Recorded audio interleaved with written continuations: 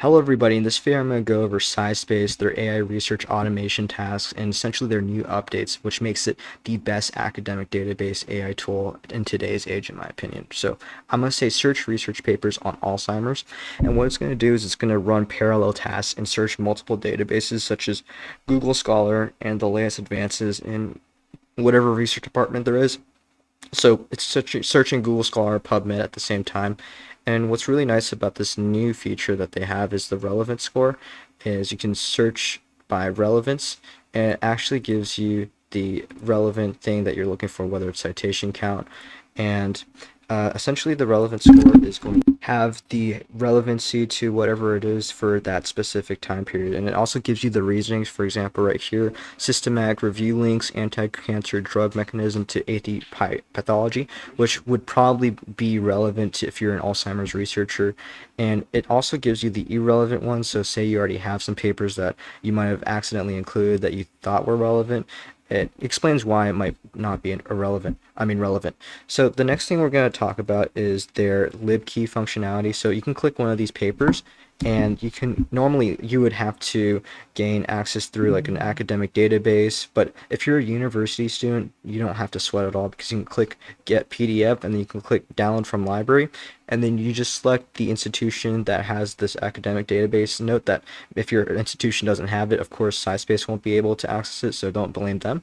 But say I'll search Harvard University, and I'll click continue, and then you're going to be directed to the institution library. Of course, I don't have a Harvard account, I'm not in Harvard, but there's also this section, and if you want, I can go back and show you a 3 times faster data extraction. So I'll say another type of thing, like give me papers on literature. And then what's going to do is it's going to find literature papers, but while it works in parallel in searching the academic database already, you can specifically add columns, which is really nice. So if I click on one of these tables that's going to run, it's going to show up in a few seconds. Essentially, I'm going to add a column, and then it's going to run in parallel with this. So I can do insights, and then it's going to work in parallel with what it already has in the table, and it's essentially 2 tasks are running at the same time, which is very helpful if you're short on time. And now it added an insights column, which is English literature research is evolving beyond traditional studies of them, whatever, right? And you can add or remove columns, filter results, and start analyzing what's already done. And if you need, you can pause and come back later. You can resume without losing progress, which is really nice also. I can just use Google Drive to upload my files just by clicking add from Google Drive, and I can choose any file I want, basically a PDF, a .txt, and what's going to do is it's going to choose those documents, and then I'll say like explain what this is or whatever. And they're rolling out more connectors like OneDrive, Zotero, and Mendeley, so SciSpace can sit on top of tools researchers already. And you could also download some of these academic papers, and maybe you already have some academic papers. It can just upload those to your Google Drive, or just upload them directly. It doesn't matter. The fact of the connectors like Google Drive or Zotero in the future is just for the sake of convenience, right?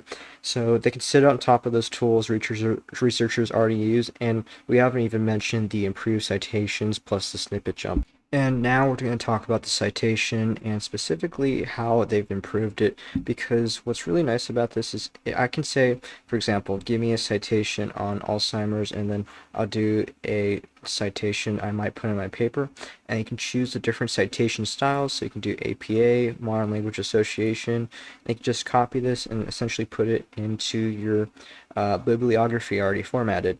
And not only does this work on just the in-text, this also works on if you're doing it on the table. So I can go here, and I can click cite, and then it'll format the citation again.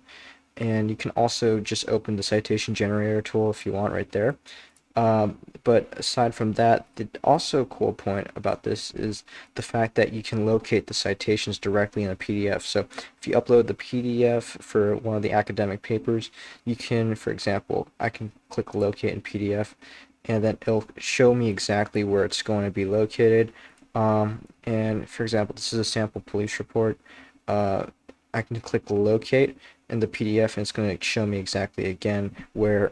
So yeah, that's basically the cool part of it about this. So you can also click all files. They have essentially if you did this Alzheimer's prompt, they would have this full text, the PubMed, SciSpace, Google Scholar, and they would have the combined one. So if you specifically had information about only one database, it wouldn't matter because you can just select which one you would want to use.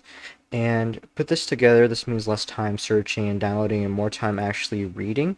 So, use the link down in the description, my UTM code, if you want to get a coupon for using Viro tutorials. The specific code is down in the description. But this SciSpace is very, very useful. You can extract basically every single PDF, and for PDFs with uploading, SciSpace shows the exact snippets it uses, and it also gives you insights on how to use it if you're using it for research papers or whatever you're trying to extract information from. So yeah, just use my UTM code. SciSpace already sits up top of all these databases, so it's a very, very utilized tool that can benefit your researching or whatever you're trying to do with an AI agent. So thanks for watching this video. I'll see you later.